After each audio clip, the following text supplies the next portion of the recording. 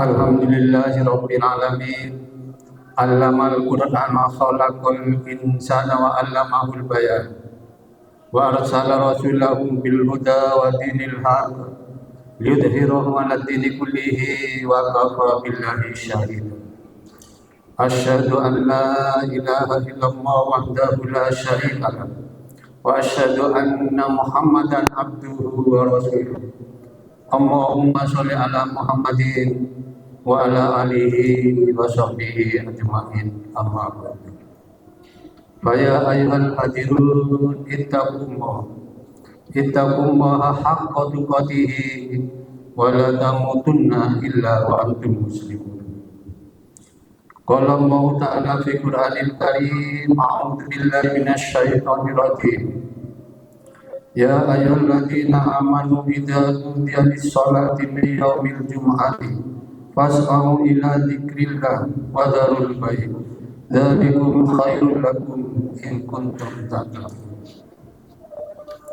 Qala Rasulullah sallallahu alaihi wasallam, sayati 'alan nasi zamanun butunuhum alihatuhum wa nisa'uhum qiblatuhum wa dananiruhum dinuhum wa syarafahum mata'uhum la yabqa minal imani illa ismuhu wa minal islami illa rasuluhu wa la minal qur'ani illa darsuhu masajiduhu ma'muratun wa qulubuhum firaqun minal huda ulama'uhum asyara khalaqallahu ala wajhil ardi.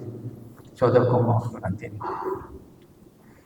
Hadirin sidang Jumat yang dirahmati Allah, pertama kali mari kita bersama-sama memanjatkan rasa puja dan puji syukur kehadirat Allah Subhanahu wa taala, di mana pada siang hari ini kita telah memenuhi panggilan Allah datang ke masjid ini dengan ikhlas, melangkahkan kaki dari rumah menuju ke tempat-tempat yang telah diridhai oleh Allah, yaitu masjid Allah Subhanahu wa taala. Mudah-mudahan kehadiran kita, datangnya kita ke masjid-masjid mendapatkan pahala yang besar dari Allah Subhanahu wa taala. Karena masih banyak di antara saudara-saudara kita ketika adzan Jumat dikumandangkan, masih ada yang ngomong, masih ada di jalan-jalan, masih ada di tempat nongkrong, di warung kopi. Hal itu menunjukkan insya Allah beliau tidak mengetahui apa yang telah Allah firmankan kepada kita. Selawat dan salam semoga tercurahkan pada junjungan kita Nabi Muhammad SAW, pada para keluarganya, pada para sahabat-sahabatnya, insya Allah termasuk kita di dalamnya. Hadirin yang dirahmati Allah, kalau kita bersyukur pada Allah, insya Allah syukur kita akan ditambah oleh Allah Subhanahu wa taala. Begitu juga kalau kita ingkar pada Allah, kita akan diberi azab oleh Allah Subhanahu wa taala. Oleh sebab itu, apa yang Allah berikan pada kita, nikmat-nikmat yang Allah berikan pada kita, mari kita syukuri dengan syukur yang sebenar-benarnya. Karena nikmat-nikmat yang Allah berikan pada kita tidak akan mampu untuk menghitung nikmat yang Allah berikan kepada kita. Wa in ta'uddu nikmatallah la tuhsuha. Hadirin yang dirahmati Allah, setiap khatib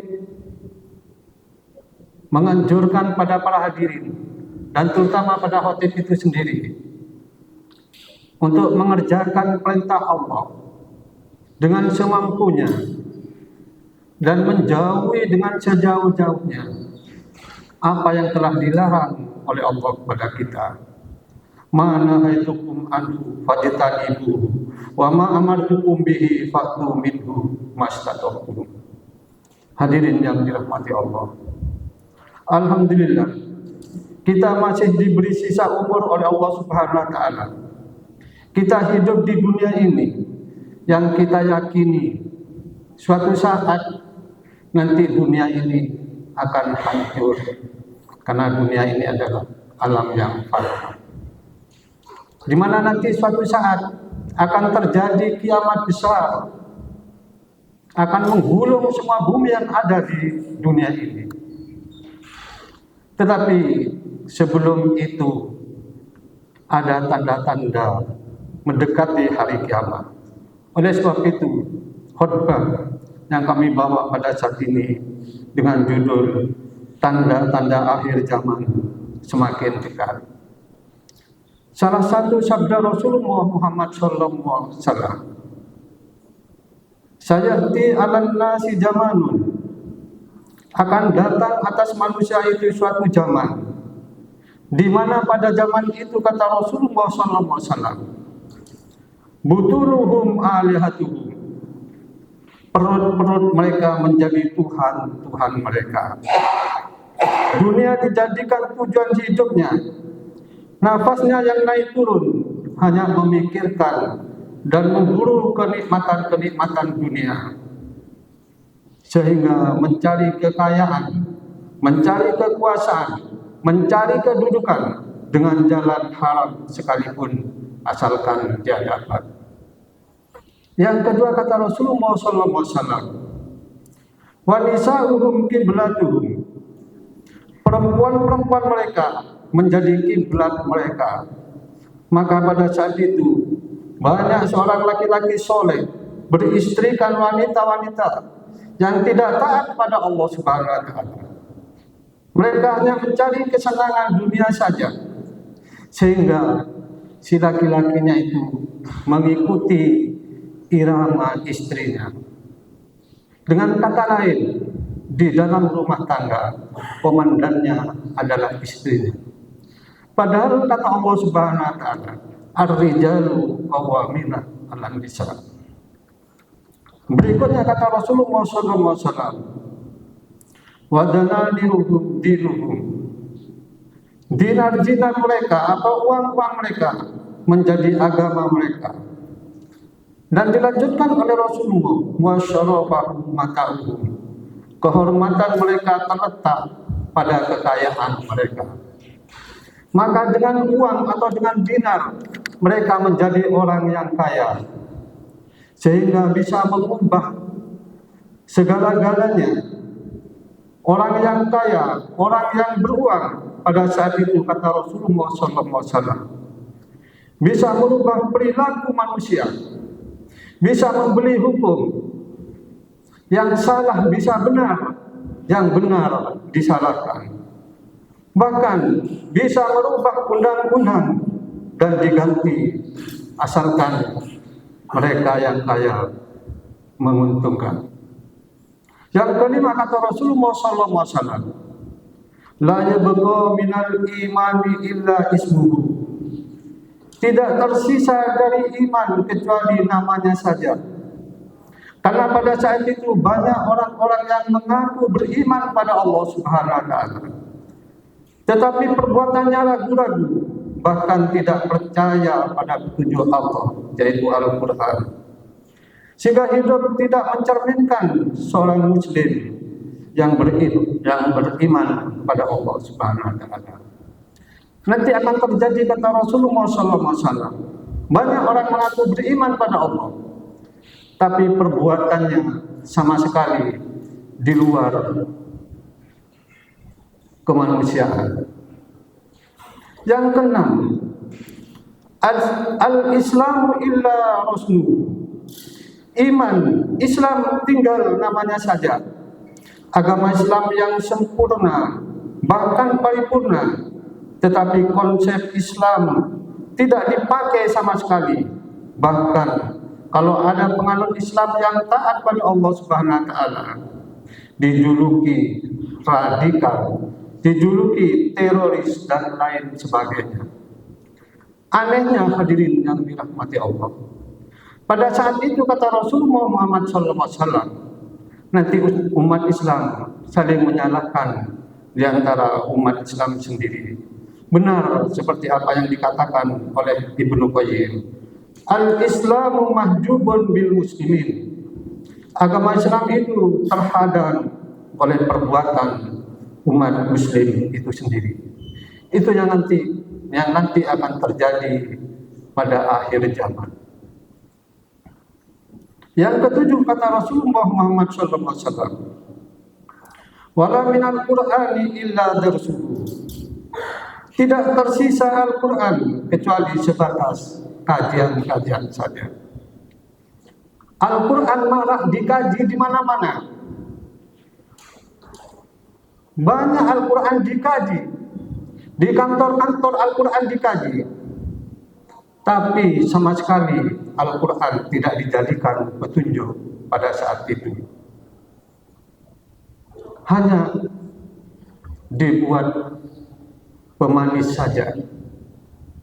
Itu yang akan terjadi, kata Rasulullah Muhammad SAW, apabila Al-Quran nanti sudah ditinggalkan oleh umat Islam. Tidak dipakai sama sekali, tidak dijadikan sebagai panutan. Padahal Al-Quran diturunkan hudal linnas, menjadi petunjuk bagi manusia. Tetapi pada saat itu nanti Al-Quran ditinggal. Hadirin yang dirahmati Allah. Yang kedelapan, masajiduhum ma'muratun wa qulubuhum hirabun minal huda.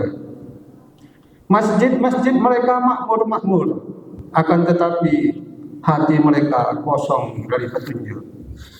Hadirin yang dirahmati Allah, nanti akan terjadi, kata Rasulullah Muhammad SAW, masjid-masjid menjamur di kampung-kampung, bahkan satu kampung 2-3 masjid, saingan, megah-megahan, bahkan menaranya ada yang terbuat dari emas dan perak. Tetapi di masjid itu kosong dari petunjuk. Alhamdulillah, di masjid yang kita tempati ini ramai dengan petunjuk. Banyak orang menuntut ilmu di masjid ini.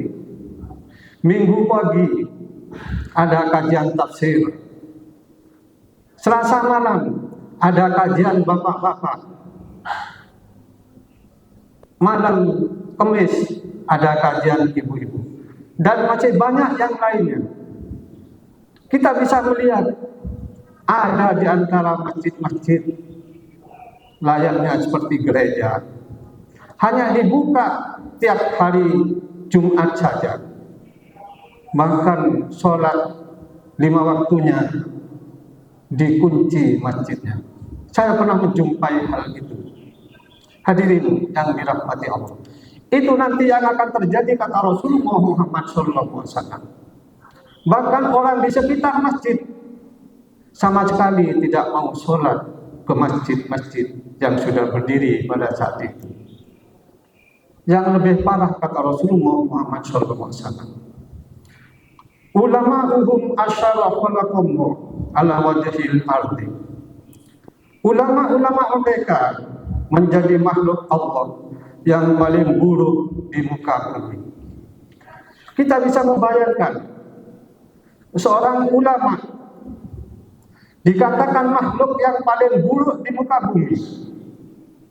Imam As-Suyuti mengatakan, bencana besar bagi umat Islam apabila datang seorang ulama su dengan ilmunya yang bertujuan mencari kenikmatan dunia, meraih gengsi dan kedudukan dengan jalan menjual agamanya, dengan berafiliasi dengan agama lain, bahkan ada yang melegitimasi segala kedoliman, kesesatan dengan dalil-dalil yang dipalsukan.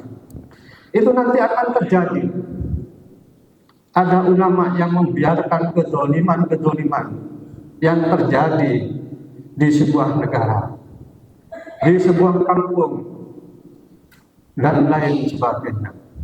Kalau hal itu terjadi, bahaya besar, sangat dahsyat daya rusaknya terhadap umat pada saat itu. Mudah-mudahan kita tidak menang zaman yang seperti itu. Hadirin yang dirahmati Allah, seharusnya seorang ulama, al-ulama warasatul anbiya, ulama adalah pewaris para nabi. Jadi sifat-sifat ulama mengayomi, membenarkan tingkah laku, tingkah pola umatnya, tetapi pada saat itu membiarkan umatnya yang dolim. Bahkan mereka sendiri dolim terhadap umatnya. Mengapa hadirin yang dimuliakan Allah? Karena ulama adalah pelita bagi bumi. Dengan ilmunya yang luas, maka hidupnya juhud, berani menyampaikan kebenaran walaupun pahit. Qulil haqqu walau kana murran. Sampaikan kebenaran itu walaupun itu pahit, kata Rasulullah SAW. Hadirin yang dirahmati Allah, Allah telah memberitahu, mensinyalir pada kita di dalam firman-Nya surat Fatir ayat 28 di tengah ayat, A'udzubillahi minasyaitonirrajim. Innama yasyallahu min ibadihil ulama.